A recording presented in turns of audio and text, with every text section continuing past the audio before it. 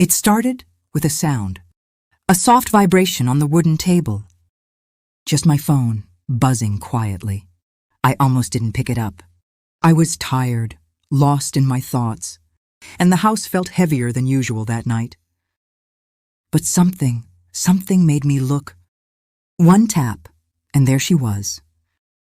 My daughter, in a white dress, her smile so pure, so alive. It almost didn't feel real. For a moment, I just stared, my hands shaking as I held the phone closer. The way her eyes looked at me, like she was trying to tell me something. Something important. And then I realized that video wasn't new. It was from years ago, from before everything changed. I don't even remember saving it. But there it was, glowing on my screen, like a ghost from the past. And in that single moment, all the memories I had buried started to come alive again. I remember that day like it was yesterday. The sunlight came through the curtains, soft, golden. She was sitting on the floor, surrounded by her toys, talking to them, as if they could really hear her. Her laughter filled the house, the kind of sound that made everything else fade away. No pain, no worries, just her and that innocent world she lived in.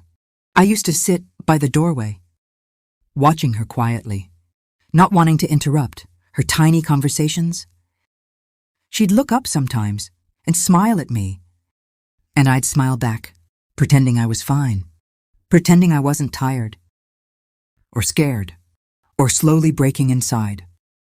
Because that's what mothers do, right? We hide the pain, we hold the world together, even when ours is falling apart.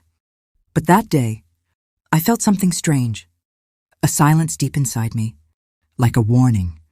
I didn't know why, but I hugged her a little tighter. Before she went out to play, if only I had known, that would be the last time I ever felt her warmth. That evening, the sky turned gray, too early. I remember standing by the window, watching the clouds gather, like something bad was about to happen. She had gone out with her father to buy ice cream. Her favorite, chocolate chip, always chocolate chip. I kept checking the clock, waiting to hear her little footsteps, the sound of her laughter, the way she always shouted, "Mom, guess what I got for you?" But that sound never came. Instead, the phone rang, a number I didn't recognize. And in that one call, my world ended. The man on the other end was calm, too calm. He said there had been an accident, a truck, a curve, a scream. Then silence. I remember dropping the phone, the sound it made, that dull, lifeless thud. It's still in my head. People talk about moments that change your life forever. For me, it wasn't a moment. It was a heartbeat that stopped. Hers and mine has never been the same. The days after that, they don't even feel real. Everything blurred into one long night. People came and went, faces I didn't recognize, voices saying things like, "She's in a better place now," as if that could make me breathe again. I remember sitting in her room, her favorite doll still lying on the bed, her tiny shoes under the chair, and that white dress, the one from the video, folded neatly on the shelf. I touched it once, and it broke me.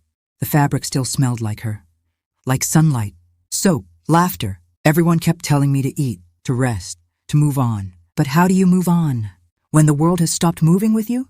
How do you breathe when the air feels borrowed?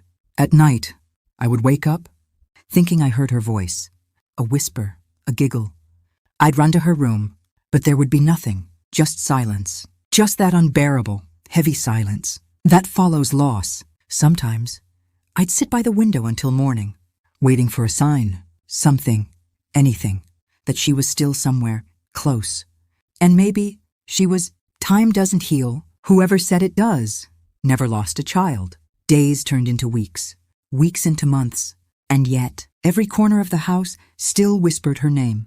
I tried to be strong, For everyone else, I smiled when people visited, nodded when they said, "You're so brave." But bravery isn't what keeps you alive. It's guilt. It's memory. It's the constant replay of what if. Some nights, I would take out her old videos, the ones I had saved, but never watched. I'd press play, and there she'd be, laughing, dancing, living. And I'd whisper, "I'm sorry. Sorry for not holding her longer that day. Sorry for letting her go." People said, "She's watching me from above." But sometimes I felt she was right here, in the flicker of candlelight, in the soft wind touching my face, in the quiet hum of the house at 3 a.m. And sometimes I thought I heard her voice, soft, gentle, like a dream you don't want to wake up from. She'd say, "Mom, don't cry."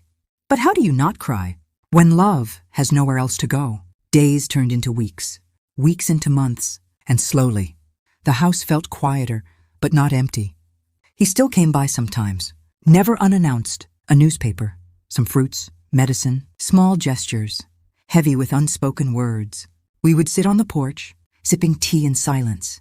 No anger, no resentment, just memory, a fragile kind of peace that comes after a storm. When you realize life doesn't stop, even when your heart does. He spoke of her, Sakena, their children, trying to rebuild a life, trying to find a place in the world.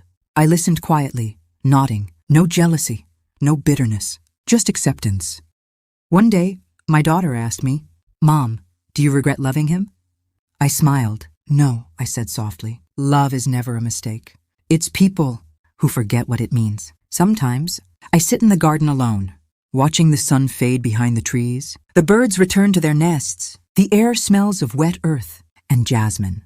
I think of the girl I once was, innocent, trusting, full of dreams. I don't pity her anymore. She did her best. She loved with her whole heart. And maybe that's all any of us can really do every year. On my birthday, I light a single candle, not for him, not for what we lost, but for what survived inside me. Strength, grace, the quiet power of forgiveness. Because forgiveness isn't about letting someone back into your life. It's about letting the pain leave yours. Sometimes, people ask me how I stayed calm that night, when he brought the family he had hidden for 30 years. I tell them, crying wouldn't have changed the past, but silence. Silence gave me dignity. And maybe that's the real gift. Life gives us the strength to stand again, the courage to forgive, and the peace to begin anew.